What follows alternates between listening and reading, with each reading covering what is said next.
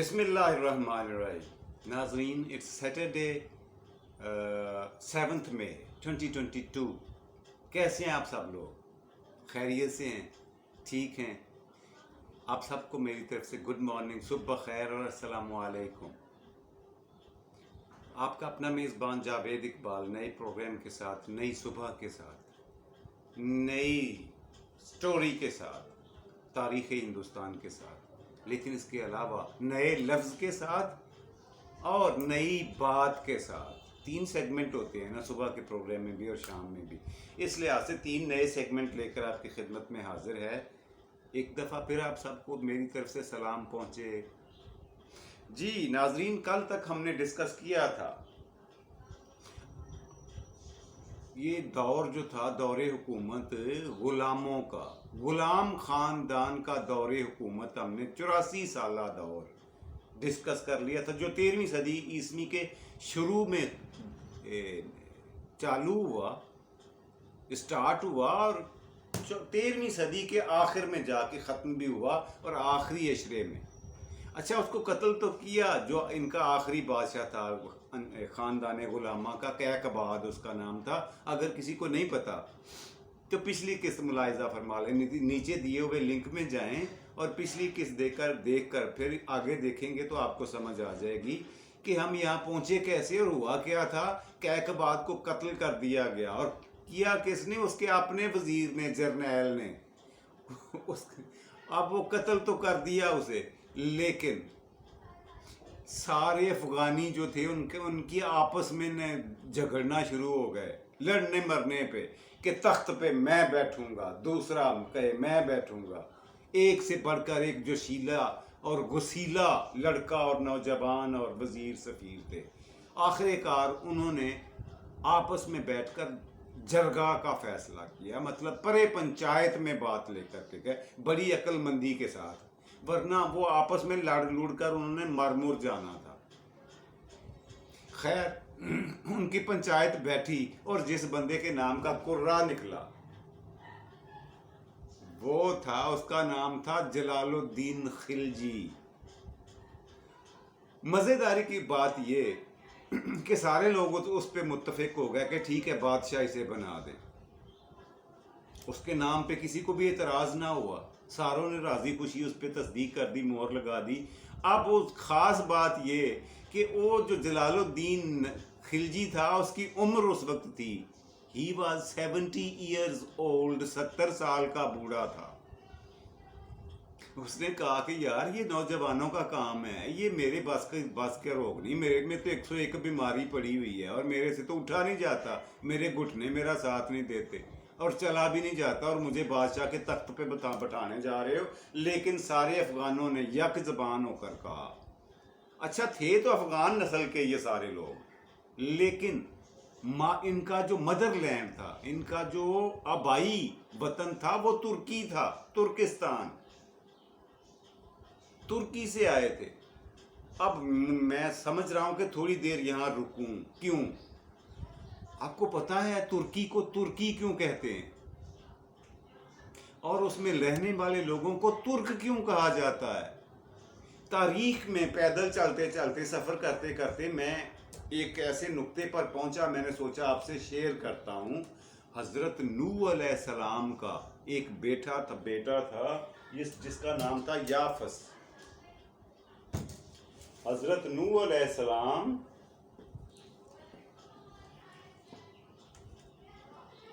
ان کا بیٹا یافس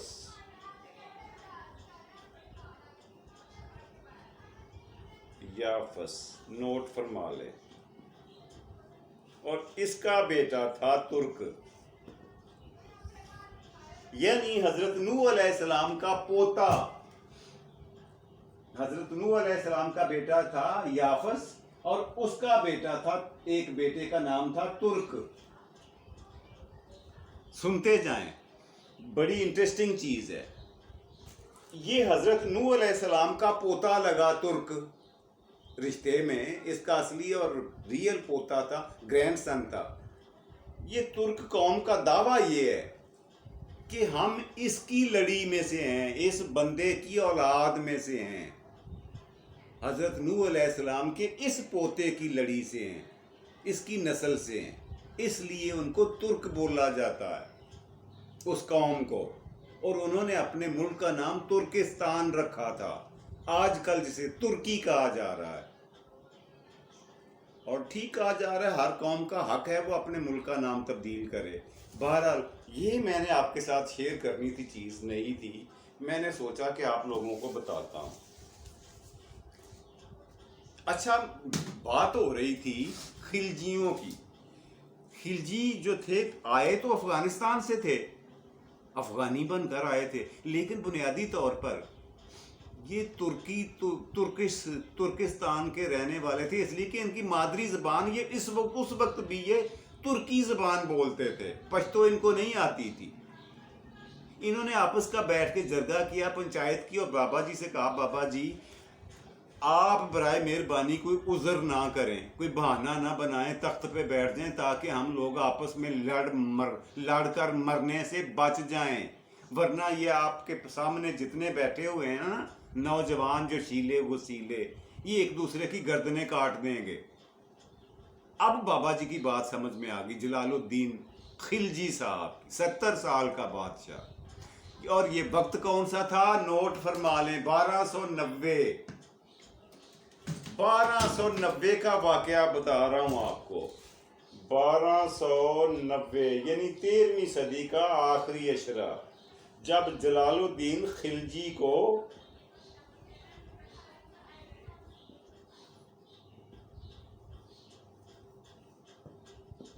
اس بابا جی کو، اور ان کی ایج کیا تھی 70 ایئرز،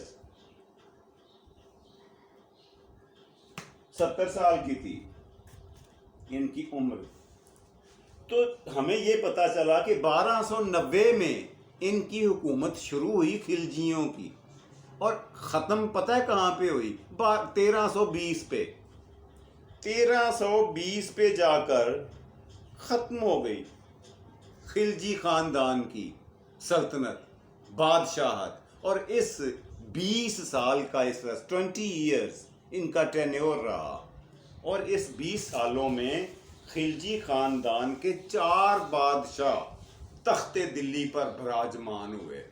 ان چاروں کا میں مختصر احوال آپ کو بتاؤں گا، آج دوسرے کا تو بتا دوں گا، آگے چلتے چلتے وقت آئے گا، اینڈ میں جا کے آپ کو عجیب سا لگے گا کہ یہ مسلمان کرتے کیا رہے، سنتا جا شرماتا جا۔ خیر، اس بابا جی کی خاص بات یہ تھی کہ ان کے اپنے بھی 2 بیٹے تھے، جوان تھے، گبرو تھے، لیکن یہ اپنے ایک بھتیجے سے، یتیم بھتیجے سے بے حد پیار کرتے تھے، اور اس کا نام تھا علاء الدین خلجی۔ ان کا بھتیجا تھا، یتیم تھا، انہوں نے اپنے بیٹوں سے بڑھ کر جلال الدین نے اسے پالا پوسا، اور فوج کی ایک بریگیڈ کا انچارج بنا دیا۔ نوجوان تھا، وسیلہ اور جشیلا تھا۔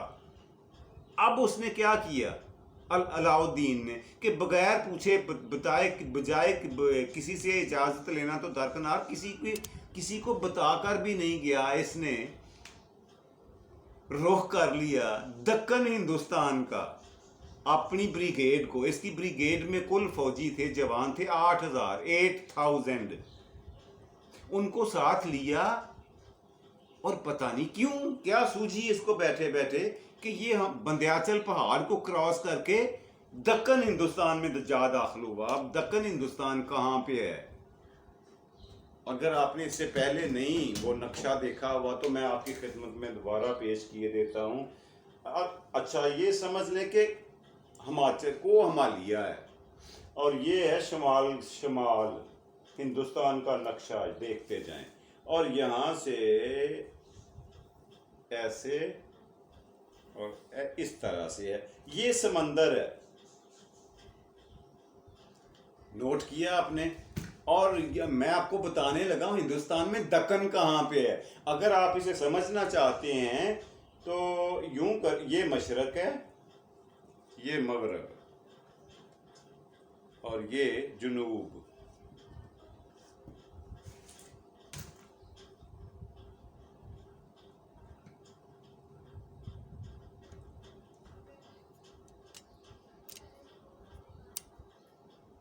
हाल है जी? चल रहा है मेरे ख्याल से।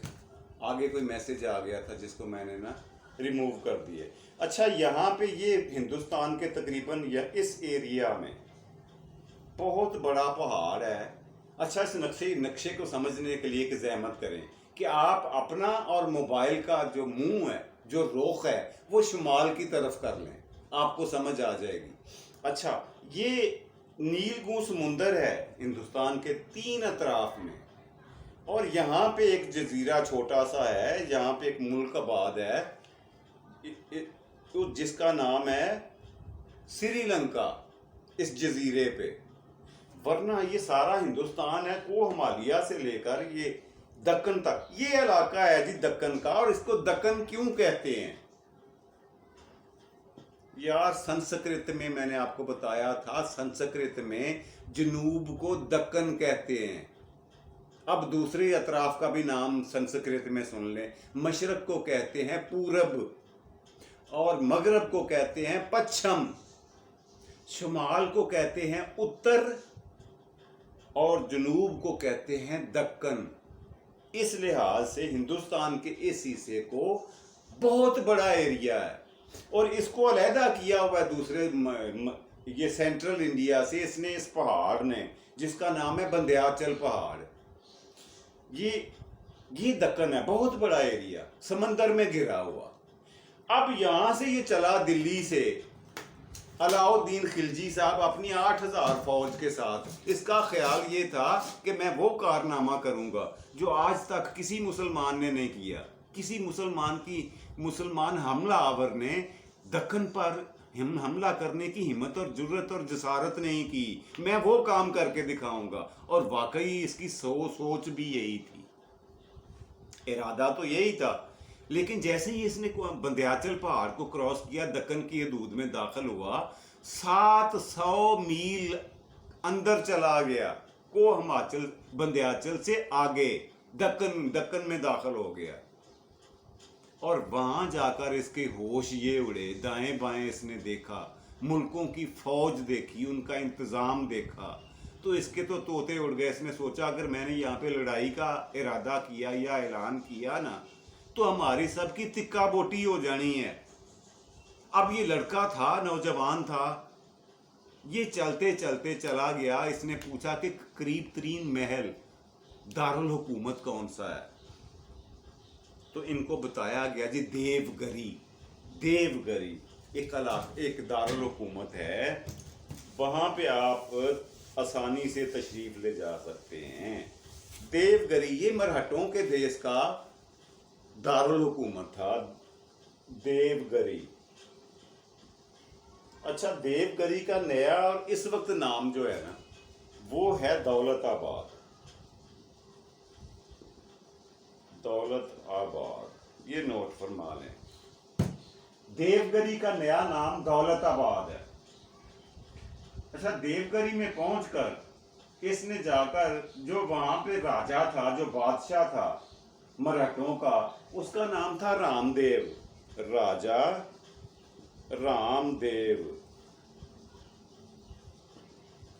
इस राजा के दरबार में चला गया और अपनी बाकी की फौज को बाहर खड़ा करके अपने एक दस्ते के साथ अंदर गया। बादशाह सलामत से ये कहा, रामदेव से ये कहा, बादशाह सलामत, राजा सलामत, सलाम अर्जो। बात ये है, इसकी शैतानी खोपड़ियां भी यहाँ अलाउद्दीन की काम करने लगी है। इसने साजिश और उल्टी धोखाधड़ी का फैसला किया। इसने कहा जो मेरा चचा है ना, दिल्ली पे काबिज है, जलालुद्दीन खिलजी, वो मेरी जान का दुश्मन है, मुझे कत्ल करना चाहता है, मैं वहां से फरार होके आया हूँ, मुझे आपकी पनाह चाहिए।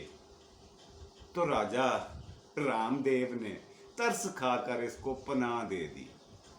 अब हुआ क्या, कुछ दिन गुजरे, दरबार में बादशाह सलामत बैठे हुए थे। इसके मुहाफिज जो थे अलाउद्दीन के, वो भी दरबार में थे, चंद फौजी। इसने क्या किया कि मौका गनीमत जानकर इसने सोचा कि मैं बादशाह सलामत के रामदेव के बिल्कुल करीब हूँ, राजा साहब के। उठा और इसने उठकर अपना खंजर राजा की गर्दन पर रख दिया और सबसे बावाज़े बुलंद जी। अब हुआ क्या कि अलाउद्दीन खिलजी ने अपनी शैतानी खोपड़ी का इस्तेमाल करते हुए, उल्टी चाल चलते हुए, धोखाधड़ी के साथ जब ये देखा कि मैं राजा के पास बैठा हुआ हूँ पर करीब करीब कोई भी हथियार वाला नहीं है, तो इसने रामदेव को यानी बादशाह की गर्दन पे खंजर रखा और सबको बोला हथियार फेंको वरना तुम्हारे बादशाह की गर्दन उड़ा दूंगा। दरबार वालों ने हथियार फेंक दिए और इसने कहा मेरे बाहर खड़े हुए फौजियों को अंदर बुलाओ। उनको अंदर बुलाया और अपने फौजियों से कहा कि इन सबको गिरफ्तार कर लो, इनको हाथ पीछे बांध दो। अंदर दरबार के अंदर जितने वजीर मशीर या सिक्योरिटी गार्ड्स थे सबको यरगमाल बना लिया। अब बादशाह सलामत से उसने नेगोशिएशन की, मुज़ाकरात हुए, टेबल टॉकिंग हुई बादशाह राजा रामदेव के साथ। किसने? अलाउद्दीन खिलजी ने। और उससे ये कहा कि मुझे आप क्या देते हो अपनी जान बख्शी के सिले में। राजा ने कहा मैं आपको 40 ऊंट सोना चांदी जेवरात और कीमती कपड़े के लोड करवा के देता हूँ, आप मुझे जिंदा छोड़ें और चले जाएं यहाँ से। उसने कहा जी नहीं, ये तो आपने दिया, एक चीज़ मुझे भी इनायत फरमाएं। उसने कहा वो क्या? उसने कहा जहाँ जिस जगह से मैं बंध्याचल पहाड़ से एंटर होकर यहाँ तक पहुँचा हूँ, ये 700 मील का एरिया है, ये टुकड़ा भी मुझे चाहिए, इस पे मैंने अपनी बादशाहत कायम करनी है। बादशाह ने इसे भी कबूल कर लिया। फौरी तौर पर स्टाम्प पेपर के ऊपर मुआहदा लिखा गया। बादशाह सलामत ने अपनी जान बचाने के लिए अंगूठा लगा दिया और वो 700 मील का एरिया और 70 ऊंट सोना चांदी हीरे जवाहरात और कीमती मोतियों के लोड करके अलाउद्दीन खिलजी साहब वापस अपने वतन को लौटे। अच्छा, जब ये खबर उसके चचा को मिली जो कि दिल्ली का बादशाह था, जिसका नाम था जलालुद्दीन खिलजी, जो इसे अपने बेटों से ज़्यादा प्यार, दोनों बेटों से ज़्यादा प्यार इसको करता था, ये उसका सगा भतीजा था और यतीम था अलाउद्दीन खिलजी। जब उसके चचा को, बादशाह को ये खबर मिली तो बड़ा खुश हुआ। उसने कहा वाह, मेरे भतीजे ने तो कमाल कर दिया, मालो मता भी बड़ा लेके आ रहा है और इलाका भी, एक नया मुल्क भी फतह कर लिया है। अब इसने वहाँ से रवानगी के वक्त अपनी आधी फौज 4000 फौजियों की वहाँ कैंपिंग करवाई उस मफतूआ इलाके में, और 4000 फौजियों को अपने साथ लेकर दिल्ली की तरफ आ रहा था। दिल्ली से भी बाहर ही था तो चचा हजूर ने, बादशाह ने, दिल्ली के वाली ने, राजा ने यानी जलालुद्दीन खिलजी ने अकेले इसका इस्तकबाल करने के लिए दिल्ली से, महल से बाहर निकलने का इरादा किया। ये उसकी पहली और आखिरी गलती थी। वो कैसे, मैं अभी बताता हूँ। अब वो इसका इस्तकबाल करने के लिए शहर से बाहर आ गया घोड़े पे बैठकर जलालुद्दीन खिलजी। अब भतीजा साहब आगे से मिले, इन्होंने गले से लगाया चाचा जी को और मिल रहे थे। जब भतीजा साहब ने देखा कि इनके साथ कोई सिक्योरिटी गार्ड नहीं है तो उन्होंने अपना खंजर निकाल कर चाचा जी के सीने में गाड़ दिया। उनकी खड़े खड़े वहीं पे मौत हो गई, इसलिए कि उन्हें हुकूमत करते हुए 7 ईयर्स हो गए थे और टोटल एज यूं उनकी 77 ईयर्स थी उस वक्त। तो 77 साल का बूढ़ा बंदा, उसमें जान कितनी कुछ थी। और उसने उसका फिर सर काटा, उसकी मुंडी काट कर, सर काट कर छुरी के नेज़े के ऊपर लगाकर अपने पूरे लश्कर में घुमाया फौजी को देकर कि सबको पता चल जाए जलालुद्दीन खिलजी मर चुका है। अब ये इसी शानो शौकत के साथ महल में दाखिल हुआ और अपने चचा के दोनों बेटों को फौरी तौर पर खड़े खड़े कत्ल करवा दिया दरबार में ही। और ये कारनामा हया सर अंजाम देने के बाद, ये बहुत बड़ा कारनामा करने के बाद अलाउद्दीन खिलजी साहब 1997 में दरबार पर हुक्म, दिल्ली के तख्त ताज पर विराजमान हुए और बादशाहत का ऐलान किया। मेरे ख्याल से یہیں پہ آج کی قسط کو ختم کرتے ہیں. اس کے بارے میں ڈیٹیل آپ علاؤالدین کے بارے میں اگلی قسط پہ رکھ لیں. اگر آج بتاؤں گا تو یہ پروگرام لمبا ہو جائے گا. کل سے انشاءاللہ بشرط زندگی کل آپ کو باقی کا اس کا حصہ بتا دوں گا کہ علاؤالدین خلجی کے ساتھ پھر کیا ہوا. یہ دوسرا بادشاہ ہوا جی خلجی خاندان کا. اس کے علاوہ بھی 2 بادشاہ تھے, ان کا ذکر بھی آگے چل کے میں کروں گا. جی آج کے پروگرام کا پہلا سیگمنٹ یہیں پہ کلوز کرتے ہیں. آج کے پروگرام کا دوسرا اور آپ کا فیورٹ سیگمنٹ, آج کا لفظ. جی کون سا لفظ آج میں آپ کو بتانے جا رہا ہوں, بتائیے, گیس کریں گیس کریں. جی یہ رہا آج کا لفظ.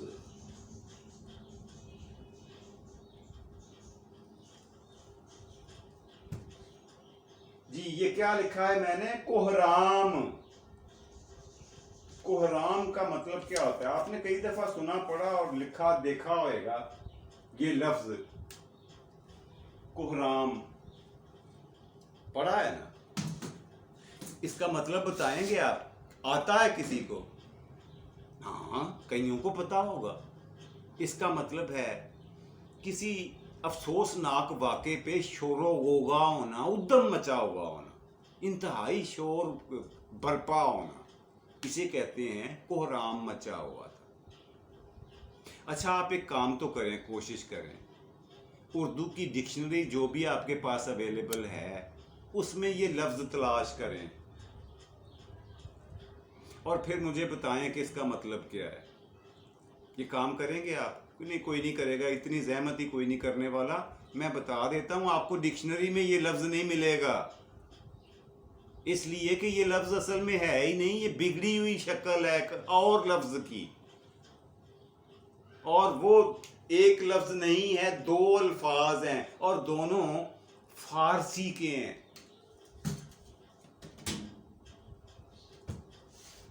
نہیں میرے خیال سے دونوں الفاظ جو ہیں, ایک ہے قہر, دونوں الفاظ جو میں آپ کو بتانے جا رہا ہوں جن کے بگاڑ کے نتیجے میں, جن کو توڑ مروڑ کر ہم نے کوہرام کا لفظ بنا لیا ہے, وہ 2 الفاظ کون سے ہیں؟ نمبر 1 ہے قہر اور نمبر 2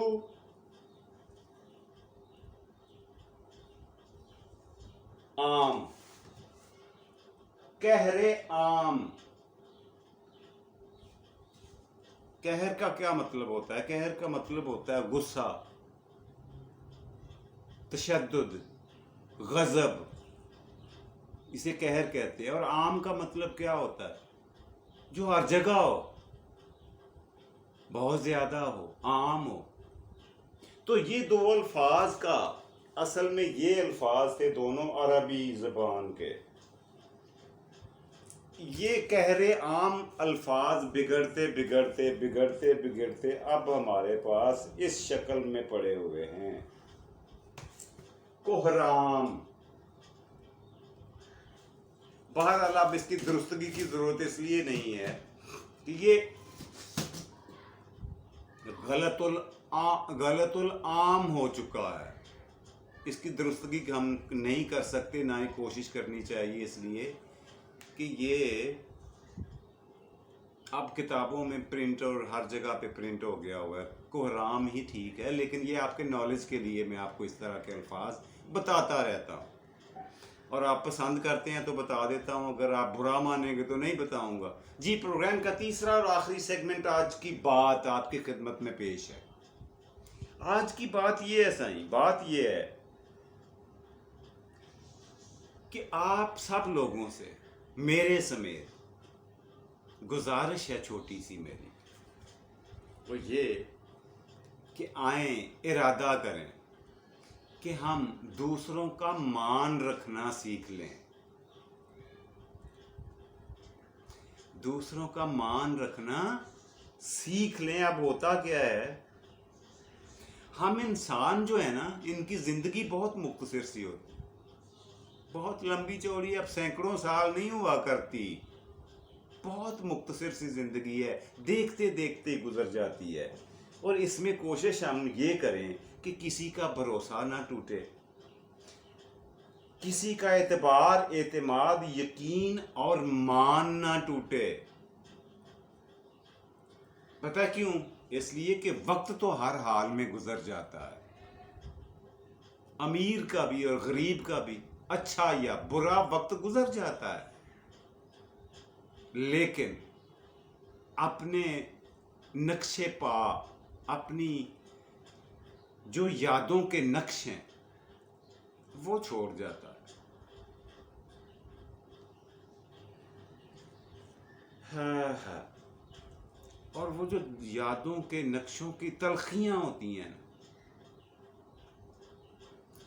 وہ مدتوں انسانوں کے ذہنوں سے، دل و دماغ سے مٹنے والی، ہٹنے والی نہیں ہوا کرتی۔ یہ آپ کا آج کا میری طرف سے آپ کو میسج تھا، یہ پیغام تھا، یہ آج کی بات تھی جو میں آپ کے گوش گزار کرنا چاہتا تھا۔ گر افتد قبول شد زہ نصیب۔